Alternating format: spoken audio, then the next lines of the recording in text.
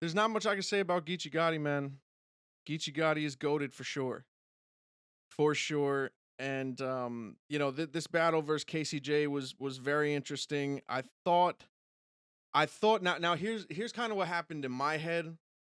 And this is where I'm at as far as like watching the judges and paying attention to my own opinion. Cause even though I had given Casey the first, I had thought in the back of my head that the judges had probably given it to Geechi Gotti. Now the first round was pretty close. It was pretty close, and that's because Casey J was on 1,000. Her round was kind of perfect. It was kind of a 10 out of 10 as far as the approach and just trying to get it out as clear as possible, have the bars as heavy as they could possibly be. And I thought it took a little longer for Geechi to heat up, but I thought by the time that he had heated up, I thought he heated up at the right time, I would say. Because by the time he heated up, it was like kind of midway through the round, and I thought that Casey was winning at that point.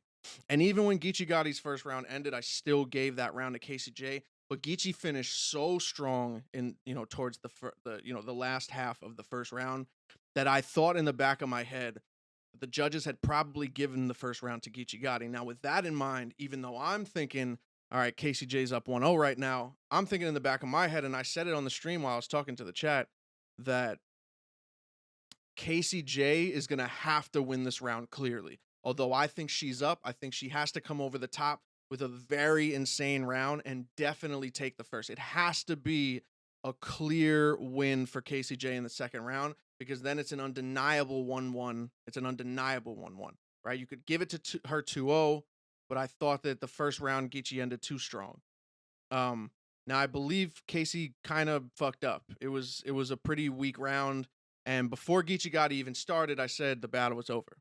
I said the battle was over. It was the top of the second round, and in my head, I just thought that the battle was over already, because in my head, I'm also thinking, well, Geechi just has to be clean.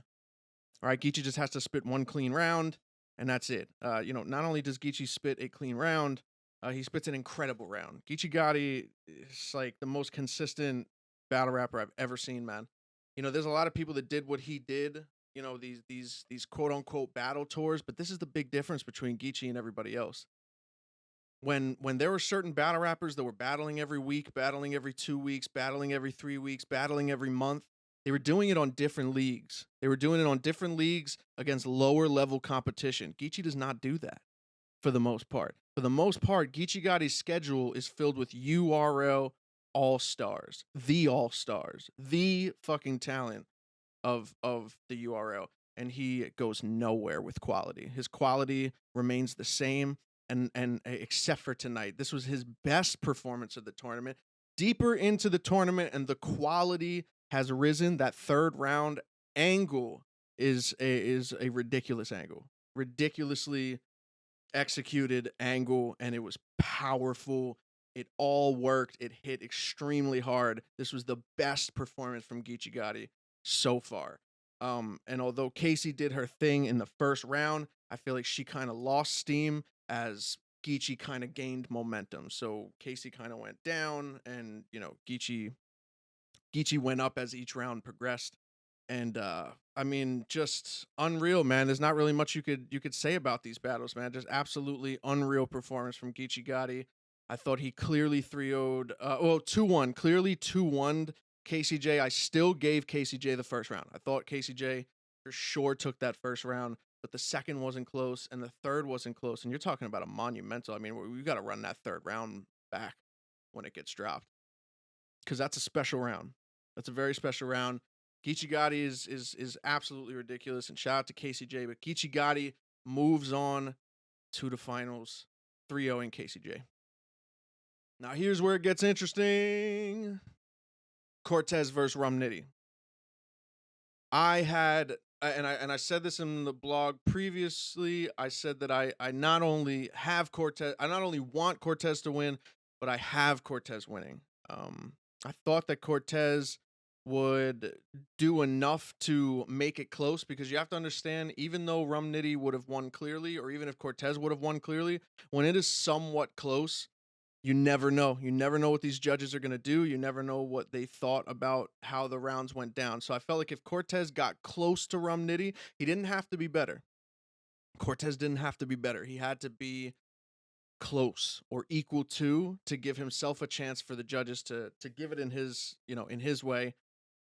Um, and he chokes. He chokes in the first round. He chokes in the second round. And he definitely choked in the third because his third round stopped very short. I felt like a minute and 20 maybe out of the 2-minute rounds. I thought he had probably about like 40 seconds left, it felt. And 40 seconds is a lot in a 2-minute round. Um, but even if he had gotten his material, Rum Nitty, man, I don't have much to say about Rum Nitty anymore. He's one of the goats. He's one of the greatest battle rappers that we will ever see grace a stage. He's one of the most talented battle rappers. He's one of the wittiest. He is the goat puncher. There is nobody, and there will never be anybody that punches harder than Rum Nitty. Nobody. I don't care what you're talking about. None of them are close. None of them are close, and that's no disrespect to people that are in the goat puncher category. Listen, you're in a category that belongs to like there's like 3 or 4 of you guys. You know what I'm saying? Like 5 of you guys, to where it would even matter to say your name. You know what I'm saying? Like we're all excluded out of that. But the people that are in that conversation, I don't think are close. I don't think are close. Rum Nitty's punches for Cortez were unbelievable. Rum Nitty's name flips for Cortez were unbelievable. The rounds were unbelievable and eerily similar to Geechi Gotti. Rum Nitty's best performance so far. Rum Nitty's best performance so far in the tournament. Do you guys understand? Do you guys understand this? On the URL app, even though I don't really care that much for votes and that much for reactions, there are stats. Stats are stats at the end of the day. Although you may not agree with them, they are stats. Geechi Gotti is the #1 reacted to battler and the second with the second best win-loss record. Rum Nitty is the #1 win-loss record and the second most reacted to battler.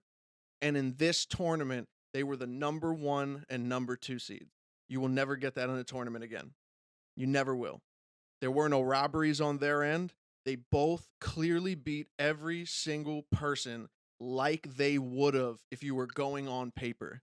Do you know how ridiculous it is to base things on paper? Geechi Gotti and Nitty are like the exceptions. It's insane. They actually do what they're supposed to do.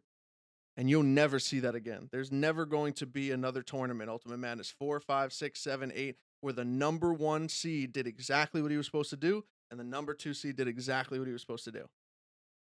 And we're going to get into that prediction later. We're going to get into that prediction in another day. We're going to get into the fact that me and Lou Castro was just announced for Gnome 11, and that'll be my 3rd Gnome. We're really going to get into that probably on Monday. But until then, Rum Nitty versus Geechi Gotti. We are getting a battle that, their first battle was, we'll talk about that. We'll talk about that in the predictions. Might be crazy, crazy night of battle rap.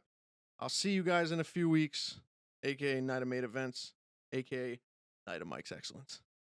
Peace out.